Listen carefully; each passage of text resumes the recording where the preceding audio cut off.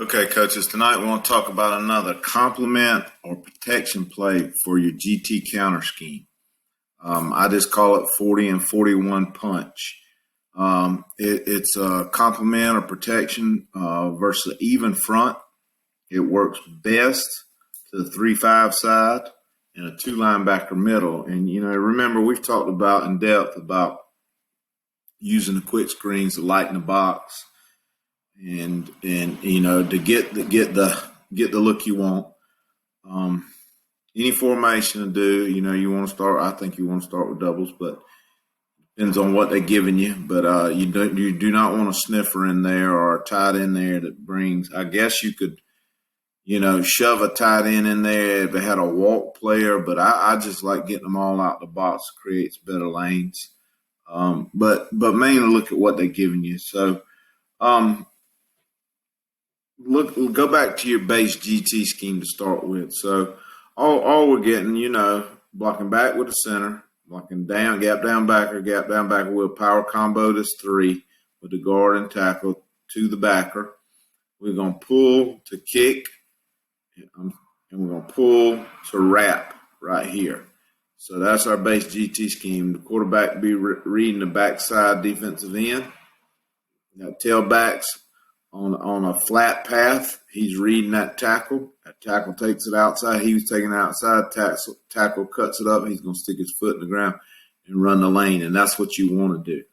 So you want to be able to run your base play. You want to be able to run your base scheme no matter what. And what people are doing when you run a GT scheme, it seems like that's all they want to practice for, and they're overplaying the GT. We talked about this with the 14 and 15. Having some split flow stuff, and now we got a same side complement play. So what people or what defenses are doing are just they're oversimplifying, in my opinion, how to play in this.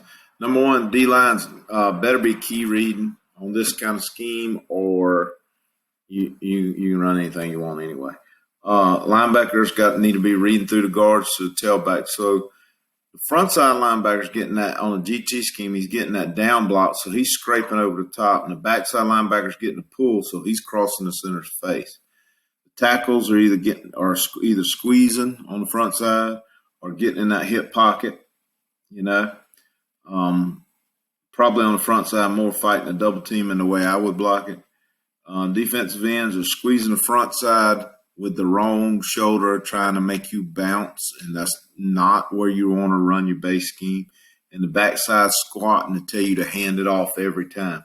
So if they can squat and tell you to hand it off, wrong shoulder, you're pulling guard and make you bounce it, they're telling you how to run your base play. And you can't let them dictate how to run your base. That's your number one. You run it for a reason. Now, We run the drill where that guy's already squeezed and wrong shoulder and got a sled in the way, and that guard's got to log that thing. Tackle's got to take it around the corner, and tailback's got to bounce with him. Of course, you can get away with that, but that's not, if that's not what you want to do. You don't want to let them dictate what you will and won't do.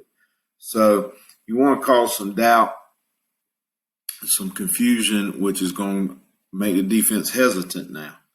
So on the punch, what we're going to do is we'll start with the center. He's going to block it back. So everything starts out, with them linebackers reading through that triangle. Everything starts out, okay, here we go. The center's blocking back to the tailback side. Guards pulling, tackles pulling. Okay. So now they're thinking in their mind, here we go, especially this one. He's going to try to cross center. This guy's going to be hesitant in the first place. He's thinking, I got to get out here, but if he's reading his guard's block, it's almost a reach block, so he's especially getting out here. Now, we know it's not a reach, it's a turnout, but he's going to run over the top pretty doggone quick. All right?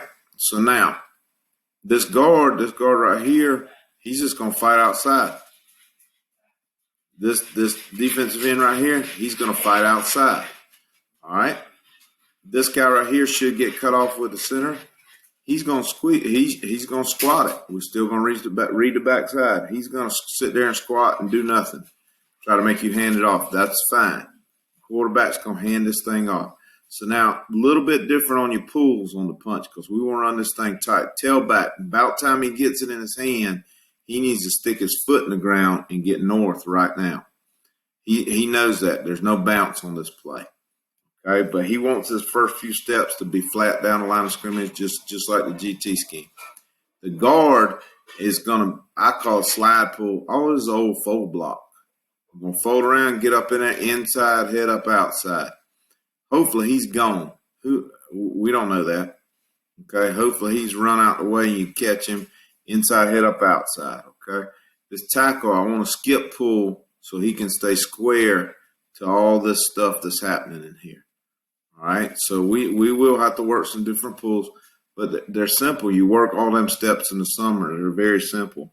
So what it's going to do is going to get your linebacker, the front side linebacker running out.